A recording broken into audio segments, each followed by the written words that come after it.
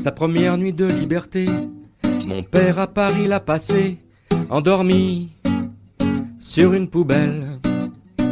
À Belleville dans la rue Louis Bonnet, peut-être bien qu'il pensait encore à son Statel. Ses seuls parents, sa seule famille, un cartable au cuir meurtri, des photos couleur sépia, quelques pièces d'or remises en confiance par un vague ami d'enfance, resté dans un camp quelque part. Tate, oi tatele, il me manque ton accent. Tate, oi tatele, que ton sommeil soit moins pesant. Armé d'une petite aiguille, de quelques mètres de fil, tailleur de son métier, il reprit son travail, et la vie vaille que vaille, à force de volonté. Présentés à Madeleine, ils ont parlé de leur peine, de leur joie dans un atelier. Leur seul langage, un bel espoir, entre un bonjour, un au revoir, ils ont fondé leur foyer. Tate, hoi tatele, il me manque ton accent. Les chroniques du Shtetl sur Seine, Tate, pour Yiddish pour tous, hoi tatele, par Jean-Claude que Lonca. ton sommeil soit moins pesant.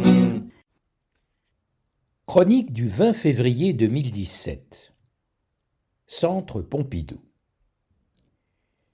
Bonjour à toutes et à tous, y compris celles et ceux qui trouvaient l'architecture du Centre Pompidou imbuvable, improbable, bref, une hérésie visuelle à la fin de sa construction et qui la détestent encore.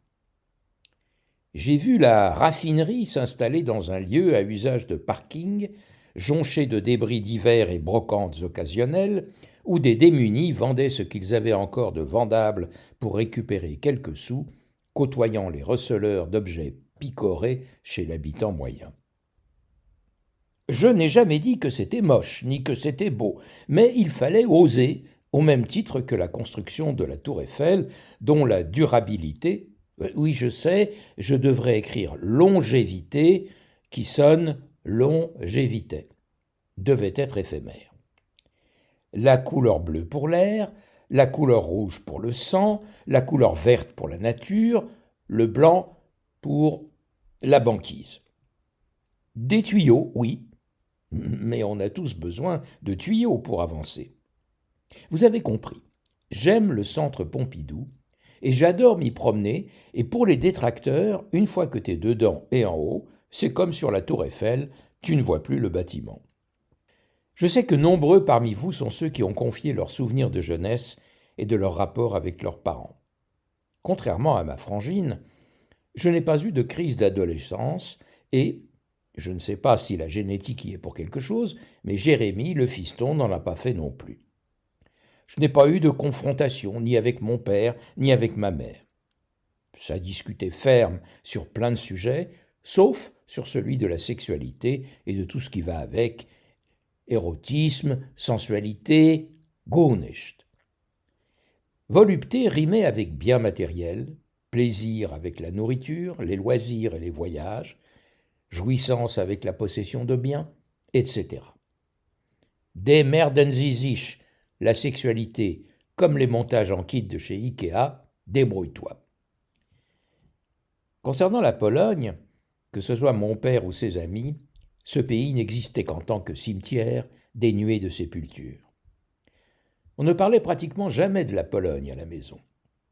Ce n'était pas un sujet tabou, non, ce n'était pas un sujet de conversation. Je sais que des amis de mon père, qui avaient encore de la famille là-bas, recevaient des nouvelles, et cela agrémentait les conversations lors de rassemblements au PMU pour l'apéro, dans la boutique délicatessen des Faber, boulevard de Strasbourg, ou dans des réunions de quelques amicales et associations. Le journal télévisé fournissait quelques infos, et les lunettes de soudeur de Jaruzelski noircissaient l'écran de la télé dans les années 80. Nous avions coutume, Martine et moi, de prendre la direction de Beaubourg ou des Halles pour promener Jérémie dans la poussette. J'ai toujours adoré passer par le boulevard de Sébastopol ou la rue Saint-Denis qui remue en moi un tas de sensations. Non, pas à cause des Courves, mais mes grands-parents habitaient rue Saint-Denis au numéro 265. Encore maintenant, lorsque je vais sur les Halles, je descends à pied depuis la gare de l'Est ou bien depuis le métro Strasbourg-Saint-Denis et inversement. Mon père venait systématiquement le samedi et le dimanche nous visiter au 37 rue Notre-Dame de Nazareth. Pas besoin d'invitation pour le repas, pas besoin qu'il téléphone pour avertir de son passage. Souvent, il passait le matin. Alors, on descendait de notre 5e et nous partions en promenade.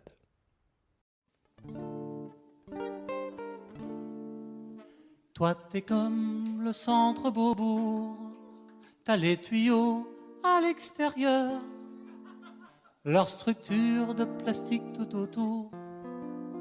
C'est bizarre, moi ça me fait peur. Moi je viens du dehors sans savoir, te chanter des chansons d'amour, te raconter tout ce que tu peux pas voir. Paris les gens, le centre Beaubourg, allongé sur un lit d'hôpital, le corps complètement à l'envers, le dedans dehors c'est pas normal, comme un nuage qui serait posé par terre.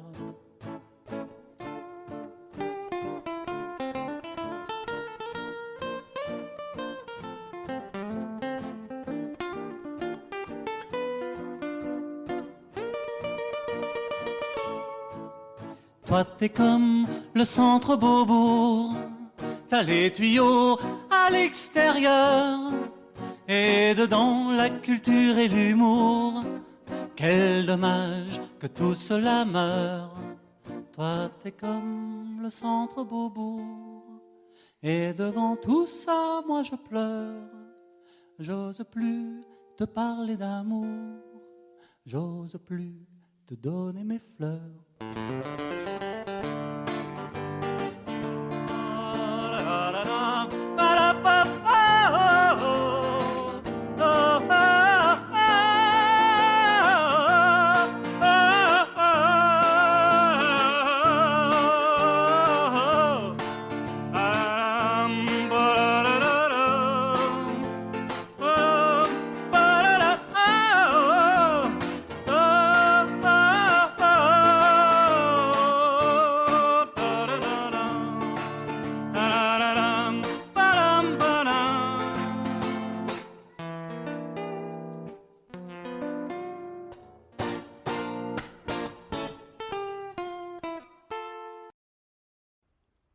C'était Le Centre Beaubourg par Julien Robinson. En juin 83, je propose à mon père d'aller au Centre Pompidou qui offre une exposition appelée Présence polonaise. Il me demande en quoi ça consiste. Je lui dis que cette expo est faite en partenariat avec la ville de Łódź. Il me répond que Łódź fut la première ville de Pologne à avoir un musée d'art moderne en 1931. L'expo à Paris présente des œuvres, tableaux, photos, sculptures, maquettes. Il y aura des concerts, des projections de films, du théâtre, des conférences sur l'art en Pologne. Il m'a regardé avec cette lueur ironique qui le caractérisait lorsque le scepticisme faisait surface. Présence polonaise, c'est possible, mais présence yide, ça doit être totalement exclu dans cette expo. Là, j'ai tiqué. Horrem que je suis de n'y avoir pas réfléchi. Bon, Tate, je vais me renseigner. Moi aussi, a-t-il répondu. Pour avoir des renseignements, je savais que je pouvais en demander à Henri Glantz, qui tenait la librairie presse Au Bon Livre, boulevard Saint-Martin. J'ai déjà parlé d'Henri dans les chroniques anciennes et de son incroyable et immense culture. Sa maman était née à Kalouchine. Henri était trotskiste dans sa jeunesse. Il était le dernier fournisseur de la presse yiddish à Paris, et dans la boutique, il avait créé un petit coin réservé aux écrits du MLF. Il y avait d'autres coins pour l'écologie et d'autres engagements. La presse People était carrément planquée, et il refusait d'afficher les publicités des connasseries clignoteuses de cerveau. Alors Henri, l'expo Présence polonaise au Centre Pompidou, Dans la semaine, j'avais ma réponse. Si un seul Yid était dans cette expo, il devait être très bien planqué. Henri avait lu des papiers dans des revues spécialisées dont j'ignorais tout. De plus, il le reconnaissait dans ces revues, la façon de s'exprimer des auteurs demandait d'être spécialiste du décodage du manuscrit de Voynich ou de la langue volapük. Henri avait le chic pour avouer avec humour que des critiques ou des philosophes parlaient dans un langage hermétique. Mais malgré tout, il résultait que dans ce qu'il avait lu, tout tournait autour de l'exaltation de l'art avec la vision socialo-communiste, tendance stalinienne. Rien dans ce qu'il avait lu laissait entrevoir que dans l'art polonais existait une présence ashkénaze. Pas de ça chez nous. Dans la semaine, mon père m'appelait. Lui aussi avait fait des recherches, discuté avec ses amis, pris des renseignements à la bibliothèque Médem et bien fouillé. « Bon, me dit-il, chéri, rien de neuf, je ferai l'impasse sur cette expo. » Oui, de nombreux artistes portent des noms de famille qui sonnent à mon oreille, mais rien ne les enrobe de schmaltz. L'expo durait du 23 juin 1983 jusqu'au 26 septembre 1983. Il est à supposer que vous n'avez jamais entendu parler de cette expo. Mais il y a de quoi lire sur le net en tapant juste « présence polonaise » et ajouter 1983 et Pompidou, et vous lirez des articles traduits parfois du volapük. Non, je rigole. Dans une rue près du marché qui descend vers le port de Toulon, j'ai vu un graffiti que j'ai trouvé magnifique.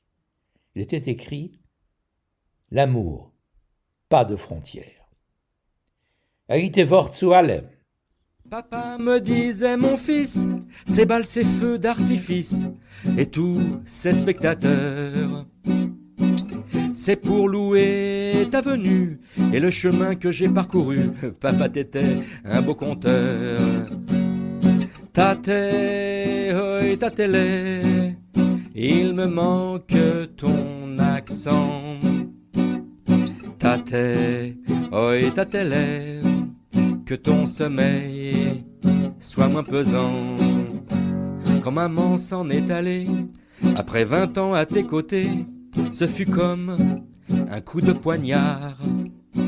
Tu n'osais pas me rapporter toutes tes frayeurs passées, tu faisais des cauchemars. Entre tes nuits et le brouillard, je venais te réveiller afin d'apaiser ta fièvre. Après une tasse de thé, tu venais pour m'embrasser, je voulais te donner mes rêves. Tate, oi, tatele, il me manque ton accent.